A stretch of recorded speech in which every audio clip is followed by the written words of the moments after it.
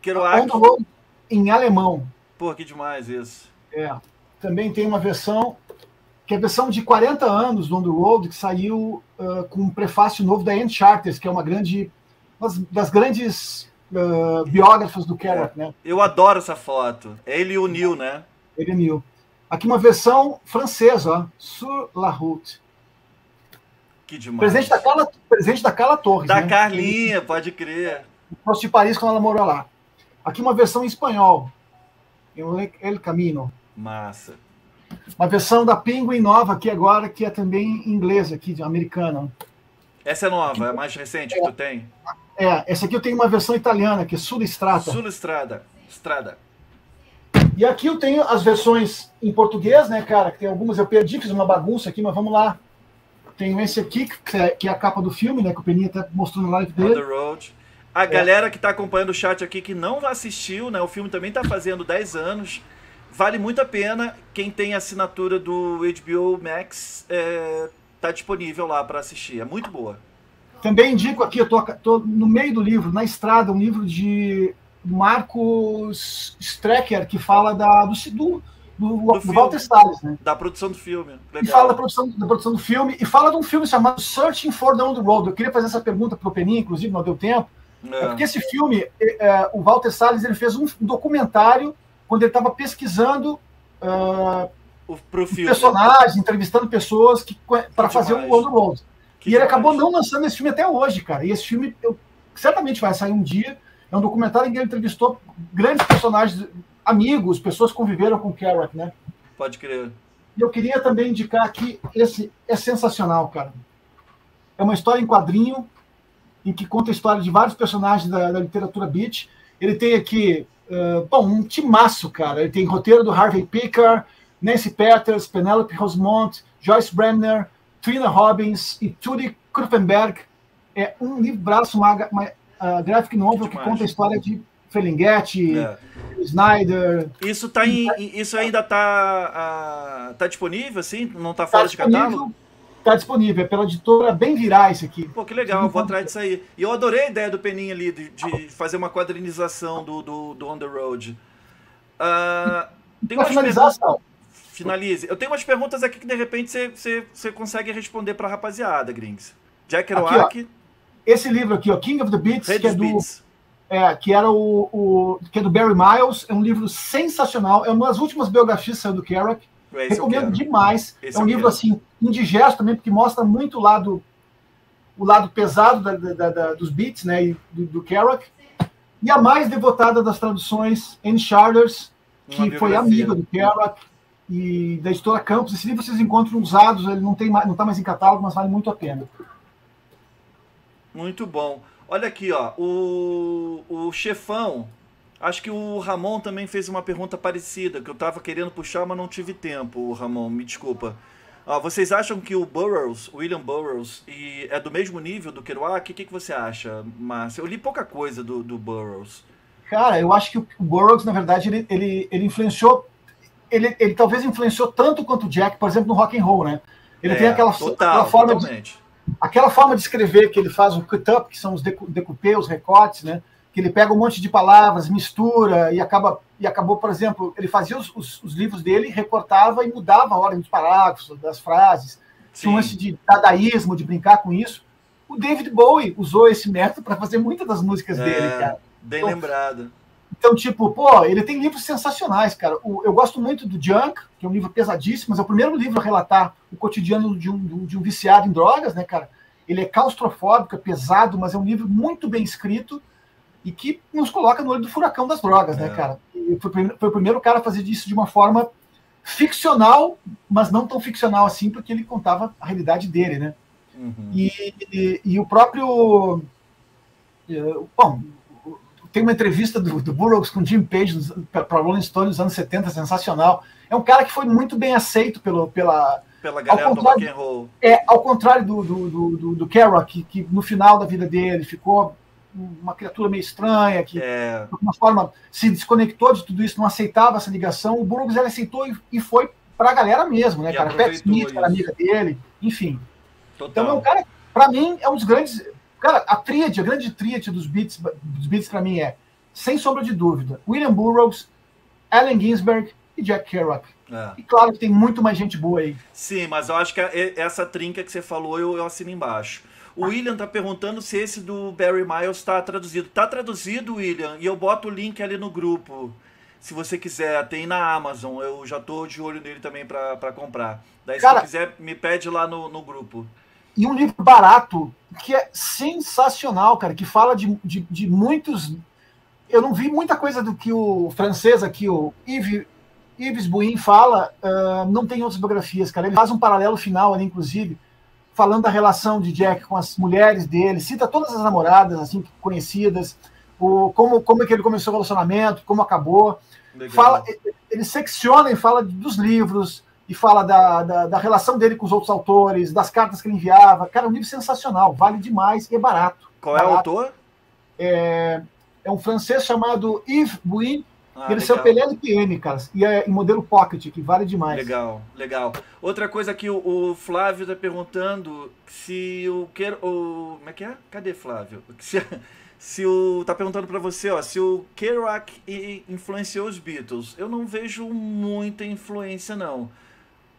O William até falou que no Velvet Underground mais, eu concordo. O que você acha, Grings? Cara, mas os Beatles têm um lance que, por exemplo, nós vamos voltar para o início dos Beatles e lembrar que o Stu era um cara super ligado em literatura. Ele tinha lido, por exemplo, ele teve contato com a literatura beat. Ele, de alguma forma, apresentou para o Lennon muitos desses autores. E dizem que essa brincadeira do nome tem a ver com os Beatniks, né, cara? Então, se é verdade... Dentro das origens do nome dos Beatles sempre se cita isso, né? Que foi, de alguma forma, uma ligação com a geração Beat. E uma brincadeira com o nome Beat, né? Batida. O que eu não descarto. Deixa eu ver aqui, ó. A galera tá agradecendo a gente por ter trazido o Peninha, agradecendo pela live.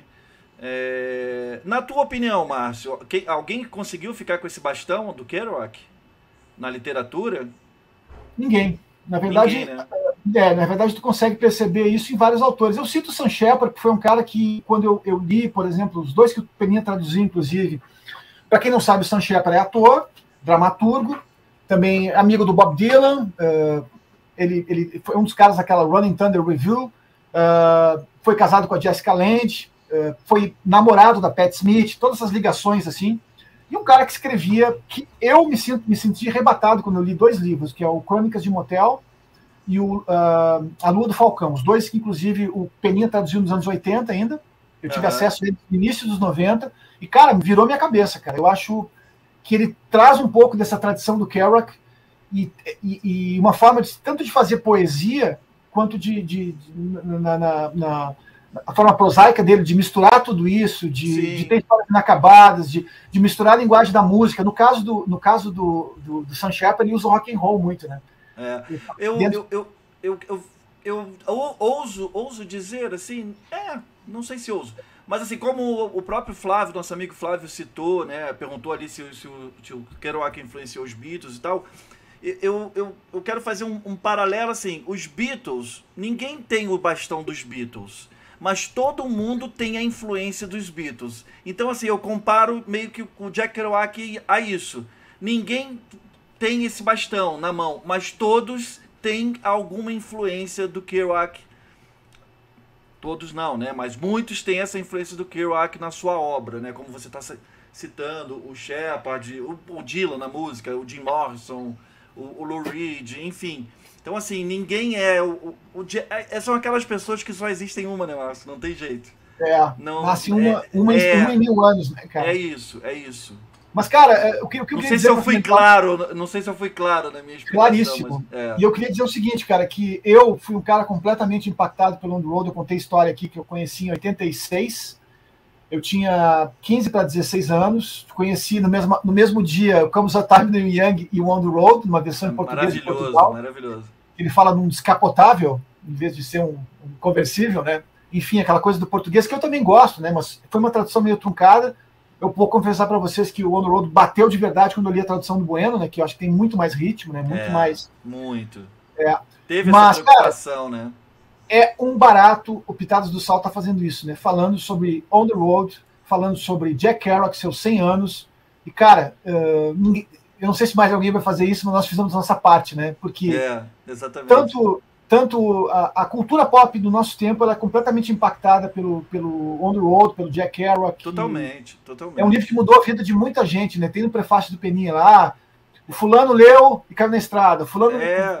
Aquilo que eu falei, mesmo quem de repente não conseguiu ousar tanto e cair na estrada, mas mudou a sua forma de ver o mundo, né? De ver a vida e tal. Principalmente tendo lido nessa fase da vida que eu tô falando ali, em torno dos seus 20 anos. Meu amigo querido Nilson, que é Hold, que é um amigaço, baterista. Muito obrigado, Peninha. Tá, né, falando, On the Road me puxou para a estrada, literalmente. Estou, este ano completo 40 anos de Hold, com várias bandas e 4 continentes e 35 países. Beijão, querido. Beijão, Nilson. Ô, Sal, é isso. Fala, querido. Aqui para finalizar, o que o Tony está dizendo, que o Fitzgerald ele também desconstrói o som americano e aí consegue ver uma relação entre o Gatsby e o On the Road. Cara, é perfeito, porque na verdade tu tá falando, o Fitzgerald ele representa a geração perdida, que é a geração que antecede o Kerouac ali, né? E o Kerouac de alguma forma pega esse cetro e continua essa jogada do som americano de uma outra forma, muito maluca, né, cara? Perdão, paguei o teu... Não, tem completa relação. Completa relação. O Tony tá falando, vocês acham que On the Road é alto astral? A última vez que li achei sombrio, com muita solidão, deve ser algo da Idade Média. Não, ele não é alto astral, não é um livro alto astral.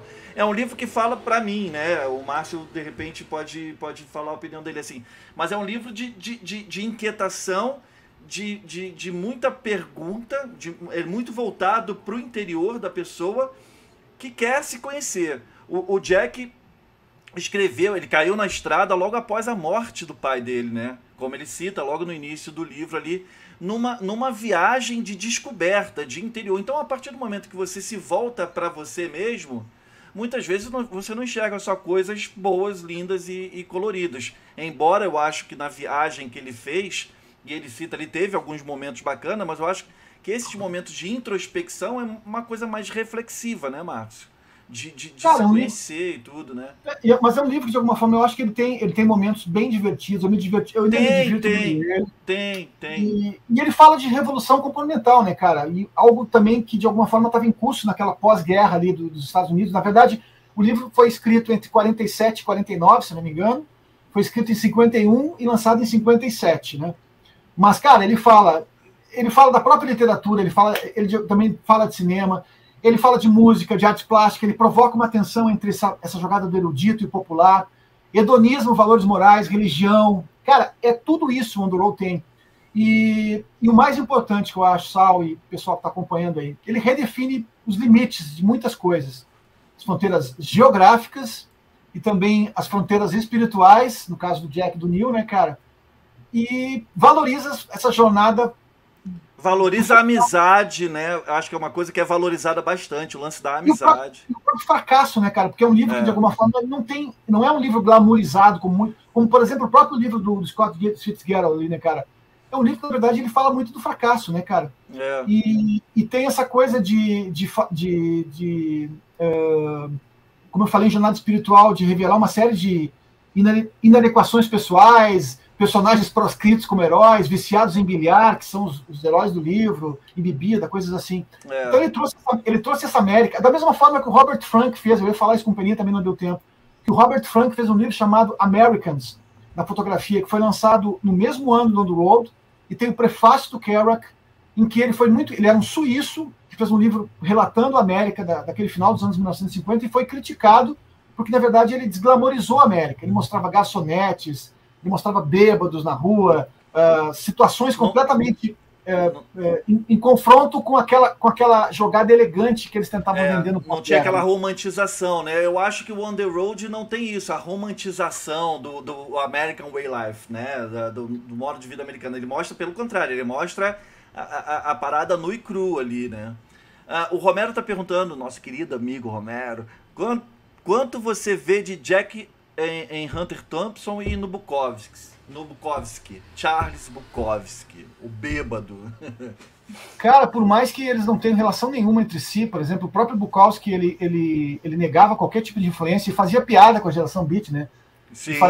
E a piada que ele fazia mais era esse negócio realmente do homossexualismo, dessa coisa de tipo, um era namorado do outro, tinha uma jogada muito assim, pesada, que o Bukowski sabia fazer como ninguém, né? Ele brincava com isso. E o próprio Bukowski, que era extremamente machista, né? Totalmente, totalmente. Mas, cara, sim, é óbvio que muito dessa escrita do Kerouac, como eu disse, não existe um Jack Kerouac, mas tem pedaços de Jack Kerouac em muita gente, né? E no próprio Bukowski tem. Assim como o Hunter Thompson, por exemplo, trouxe um pouco dessa escrita do Kerouac descompromissada, trazendo a vivência pessoal para o literário, como ele fazia nos artigos da Rolling Stone, nos próprios livros dele, completamente na mesma batida, né, cara, para usar a alegoria com beat, na mesma batida do que o Kerouac fazia nos livros dele. Mas são escritores completamente não, são diferentes, mas que usam elementos muito semelhantes um do outro, né? Perfeito. Rapaziada, para terminar, eu quero terminar lendo aqui esse trechinho. Assim na América, quando o sol se põe e eu sento no velho e arruinado cais do rio, olhando os longos céus acima de Nova Jersey, e posso sentir toda aquela terra crua e rude se derramando numa única, inacreditável e elevada vastidão até a costa oeste, e toda aquela estrada seguindo em frente, todas as pessoas sonhando nessa imensidão, em Iowa, eu sei que agora as crianças devem estar chorando na terra onde deixam as crianças chorar. E você não sabe que Deus é a ursa maior? E a estrela do entardecer deve estar morrendo e irradiando sua pálida cintilância sobre a pradaria, reluzindo pela última vez antes da chegada da noite completa que abençoa a terra. Escurece todos os rios, recobre os picos e oculta a última praia, e ninguém sabe o que vai acontecer a qualquer pessoa, além dos desamparados andrajos da velhice. Eu penso então em Jim Moriarty. Penso até no velho Jim Moriarty, o pai que jamais encontramos. Eu penso em Jim Moriarty. Eu acho esse final, bicho, puta que pariu. Que final. Cara, e esse final no filme do Walter Salles, eu sempre digo o seguinte, ele conseguiu me emocionar tanto quanto no livro. Eu falei isso na live, né? Eu falei isso na live, eu também. Eu fui ver esse filme em 15 de julho de 2012, no Cinema Guion, em Porto Alegre, era um domingo. Eu saí de Santa Maria, viajei 300 quilômetros para ver o filme, porque ele não tinha data para passar aqui na minha cidade, né? O que eu fiz? Eu viajei, fui ver, e vi no Guion, no 15 de julho de 2012, e, cara, eu chorei no final da sessão. Todo mundo saindo do cinema e eu fiquei ali meio, sabe, impactado demais com o filme. Sim. Porque da mesma forma que o livro me impactou, era um filme muito esperado, né? Muitos achavam que não ia nem sair, como muitas das outras produções começaram e não terminaram, né? Então, Walter Salles, sim, é um herói, cara. Foi um herói porque ele conseguiu fazer um filme devotado, bonito, com defeitos, como o próprio On the Road tem defeitos, e como a própria vida é cheia de defeitos, sim. Mas uma grande numa versão. Enfim. Muito bom. Hit the Road the Jack, agora saiu, dos mestres, é a homenagem definitiva. Tem que encerrar com ela, Sal. Abraço, obrigado pela live. Valeu, Romerito. Tamo junto, querido. Semana que vem a gente tá junto aqui, né? Tem Clube da Esquina na quarta-feira, né, Márcio? Segunda tem o primeiro 60 anos do primeiro álbum do Bob Dylan. E na segunda, nossa live de Beatles, já esperada por todos. Muito obrigado, Márcio, por mais essa live aí na parceria. Tamo junto. Obrigado a galera do chat aqui que acompanhou a gente até agora, aos que saíram mais cedo, aos que vão assistir a live gravada. Muito obrigado. Recadinhos paroquiais, Márcio? Não, agradecer aí o espaço, Sal. Eu acho que falar de Jack, para mim, sempre é um prazer. Falar de literatura, falar de um cara que, de alguma forma... Eu tirei todos os meus livros do Jack da estante, e a minha estante ficou com um buraco no meio, né, cara? Eu tenho muita coisa. Foi muito legal. A sensação de vazio sem o Jack na minha estante foi horrorosa, cara. Mas eu trouxe todos eles aqui pro meu lado, aqui foi sensacional poder... contar um pouco dessa história do Jack aí com a ajuda do Peninha, que é um cara que a gente respeita demais, somos muito gratos aí por ele ter feito o que fez com a literatura beat no Brasil, né?